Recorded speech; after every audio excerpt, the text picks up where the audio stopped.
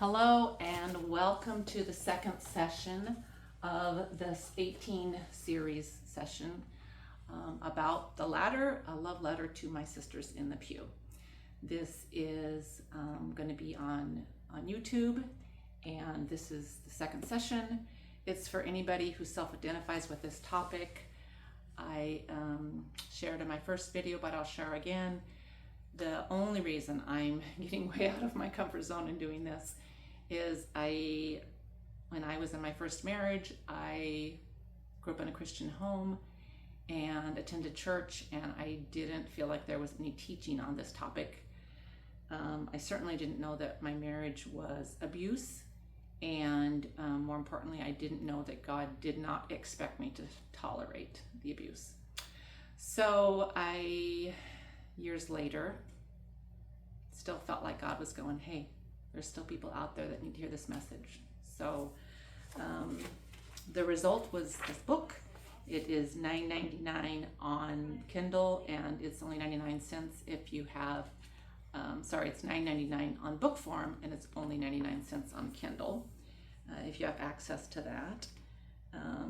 If not, I'm still going to share here on these 18 sessions. So this is the second session, so let's get started.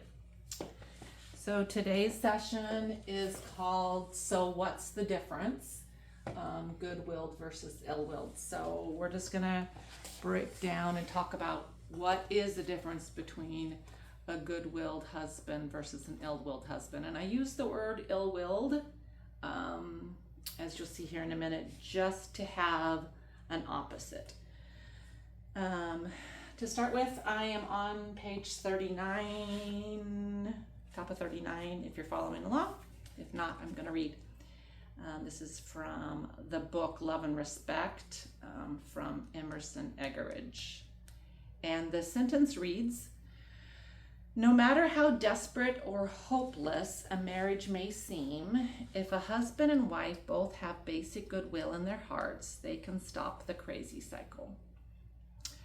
So the caveat here, and I didn't catch it the first time, slipped in the middle of this teaching, is a warning of sorts. Emerson is putting conditions or limitations on this promise to end the crazy cycle, or this promise to fix the broken marriage. And the word is goodwill. So I'm going to read the sentence again. No matter how desperate or hopeless a marriage may seem, if husband and wife both have basic goodwill in their hearts, they can stop the crazy cycle. So the word is goodwill, and the teachings above read, if both have goodwill in their hearts. So what is goodwill? It is defined in the dictionary as friendly, helpful, or cooperative feelings or attitude. And the word is used in this sentence as follows. The plan is dependent on goodwill between the two sides. And I thought that was appropriate because that is absolutely true in marriage. The plan is dependent on goodwill between both sides. However, we know that unfortunately not all people have goodwill. Unfortunately. Paul writes that some people will be boastful, proud, and abusive in 2 Timothy 3:2. So if some spouses do not have goodwill in their hearts, this explains why this recipe doesn't always fix marriages.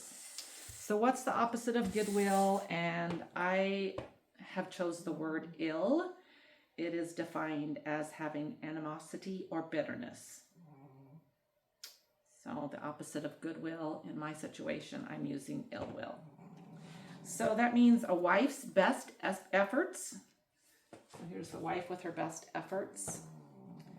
And a husband with goodwill in their heart can stop the crazy cycle or can heal a broken marriage. But a wife's best efforts with a husband who has ill will in his heart can't stop the crazy cycle and can't heal the broken marriage.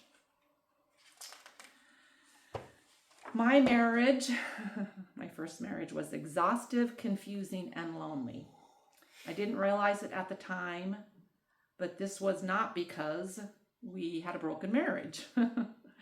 It was because we did not have the same life goals. My goal was to have a happy home and live a good life in harmony. And although he pretended to have the same life goals, his goal was to control and intimidate me. His goal was not harmony. In fact, his goal was power, and asserting this caused an imbalance of power. It caused disharmony in our home. So the wife's best efforts plus a husband with ill will in his heart only provides the husband more power and control and does not stop the abusive behavior. I'm going to read that again. The wife's best efforts plus a husband with ill will in his heart only provides the husband more power and control and does not stop the abusive behavior. I've written down this verse. Unless the Lord builds the house, those who build it labor in vain. When you are married to a husband with ill will in his heart, you are laboring and laboring and laboring in vain. I know, and it is exhaustive. A healthy husband with goodwill in his heart is selfless and wants a happy, peaceful home. An abusive husband with ill will in his heart is selfish and wants to control his home. So that's the difference. Page 24. Can't remember what I had here. Oh, this was just an example. Page 24, if you're following along. Think of it this way. A knife is just a knife. It looks the same no matter who uses it, but who uses it becomes the key point. A knife in the hands of a chef is simply a tool to cut food. A knife in the hands of a killer can become a weapon. The husband is the knife. A good-willed husband will use his position to love and cherish his wife. An abused husband will use his position to gain control of his wife. So that's the difference. 166. I think this might be just definitions, and I've gone over these. Yeah, goodwill, friendly, helpful, and cooperative, ill will, animosity, or bitterness. So I touched on that already. And then 110, these are some examples that I put together. So it looks like this. The message, this is how I'm going to break it down here. Message, good-willed, and abusive husband. So I'm going to do this several times. Message, good-willed, and then ill-willed.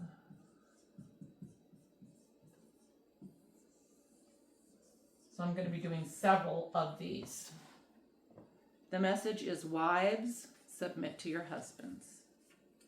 A good-willed husband will hear or accept, believe. She submits, and I love her as Christ loves the church.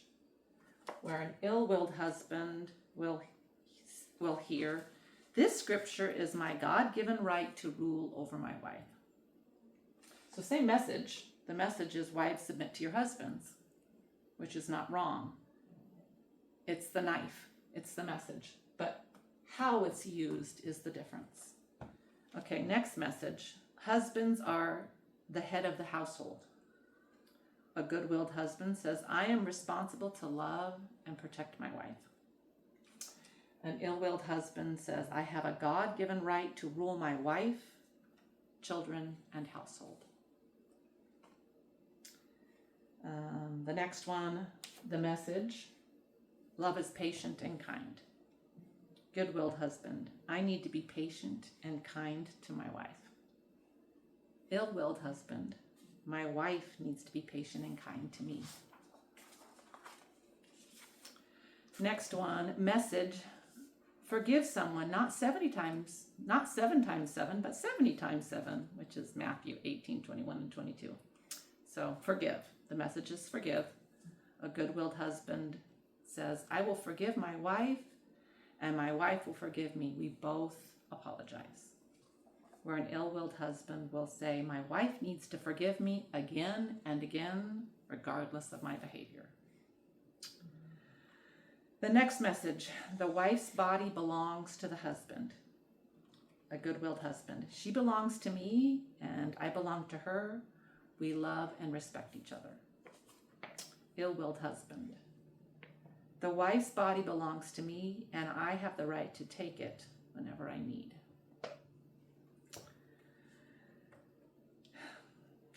That's a tough one. The next message. As a Christian, you need to do X to please God. The good-willed husband says, I need to do X to please God. Where an ill-willed husband will say, my wife needs to do X. If she doesn't, then she's not obeying God. So rather than personalizing and saying, these are the things that I need to do for my wife, the ill-willed husband takes that message and says, these are the things that she needs to do for me. So you see the pattern here. When a message is placed in the hands of a loving husband, he hears instructions on how to better love and support his wife. Yet the same message placed in the hands of an abusive husband is used as a weapon to tell her how she is failing to do what God is commanding to do. And then I just wrote down trying to take the instructions for how to care for X, a good-willed husband, and putting those same instructions into the hands of Y, an ill-willed husband, does not work. And I just didn't feel like this message was out there. So this is the end of session 2. Hopefully that helps. There is, I can do the math, 16 more to come. But in closing, unless the Lord builds the house, those that labor, unless the Lord builds the house, I can finish this. Those who build it labor in vain. Thanks. Bye for now.